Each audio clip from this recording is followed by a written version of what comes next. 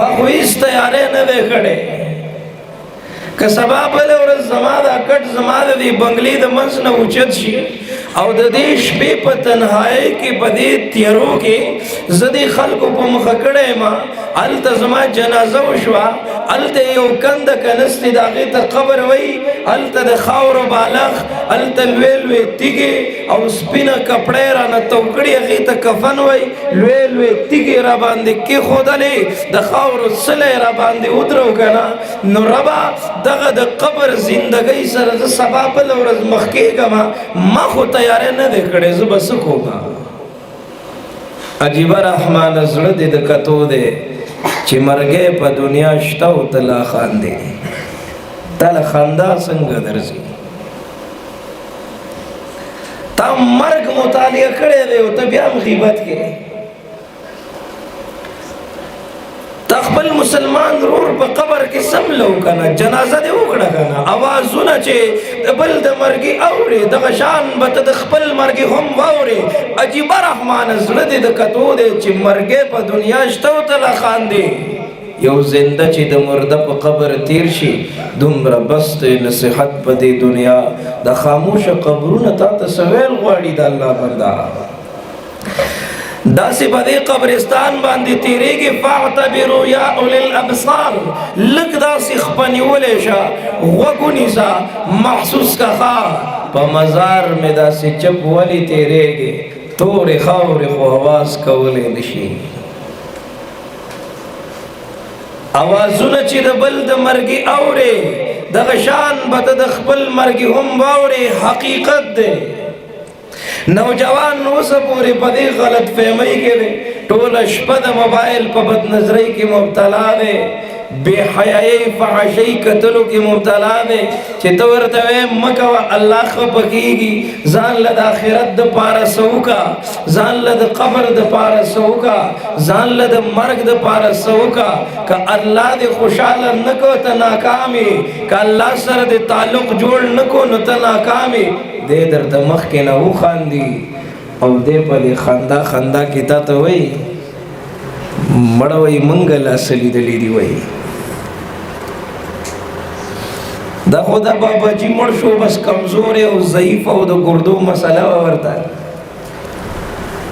دغه کاکا مړ شو د ده کینسر و او زه چې یم که نه زه خو لا ځوان یم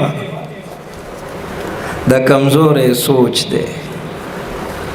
تجھے پہلے بچپن نے برسوں کھلایا جوانی نے پھر آ کے مجنوں بنایا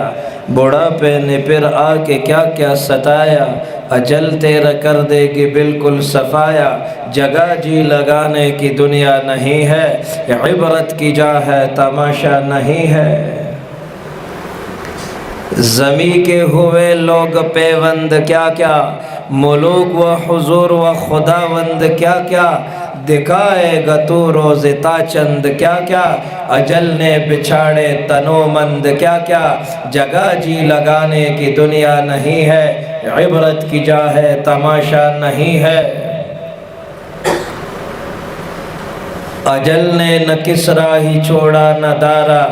اسی سے سکندر صفاتح بھی ہارا ہر ایک لے کے کیا کیا نہ حسرت سدھارا پڑا رہ گیا سب یوں ہی ٹاٹ سارا جگہ جی لگانے کی دنیا نہیں ہے عبرت کی جا ہے تماشا نہیں ہے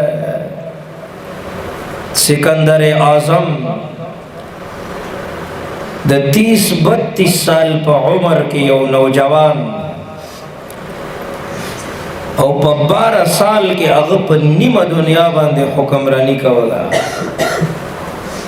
انسانان ذبح کړل انسانان خوسکه سپی چیلې ګډي بيزه غواګانې ذبح کړلې داسې د ظلم انتها ته رسیدلې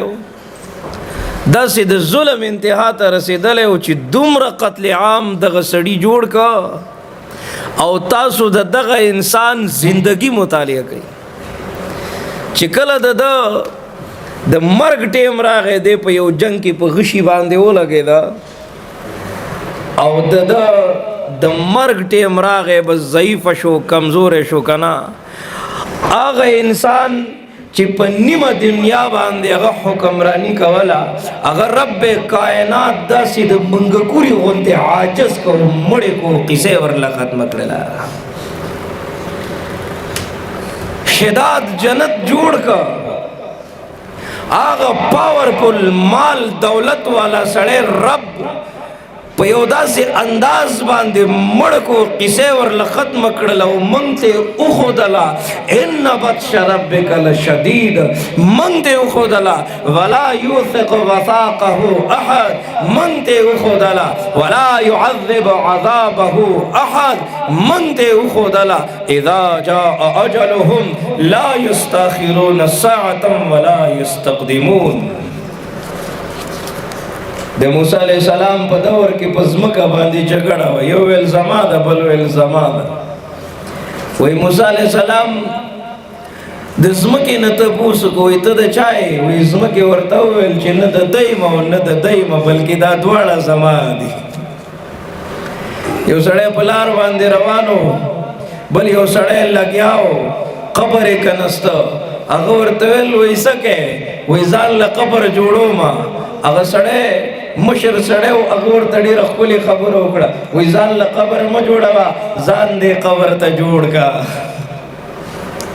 ته به کله ځان قبر ته جوړې؟ الموت یاتی بغتتن، مرگ اچانک فیصله ده. والقبر صندوق العمل، قبر د عمل یو صندوق ده. اوس خو دا صندوقان بند پراته دي نو پته نه لګي چې دننه پکې هیرې او جواهرات پراته دي او که نه دننه پکې ماران او لړمانان دي. اوس پته نه لګي، کله چې دا قبرونه کولاو شي نو پته به لګي. واذا القبور بعثرت، یو ورځ داسې ده دا خاموش قبرونه به کولاو شي. یو ورځ داسې ده یا ویلنا من مرقدنا هذا ما وعد الرحمن وصدق المرسلون. یو ورځ داسې ده منها خلقناکم وفیها نعیدکم ومنها نخرجکم تارة اخرى. دا قرآن دی، دا قرآن دی، موږ ته زموږ د زندګۍ حقیقت بیانوي. موږ سترګې پټې کړي نو موږ ته پته نه لګي. یا ایها الناس، یا ایها الناس، اے خلکو اتقوا ربکم، اتقوا ربکم، ویریږئ د خپل رب نه. کوم رب؟ ان زلزلة الساعة شیء عظیم، چې عظیم الشان زلزله به راولي.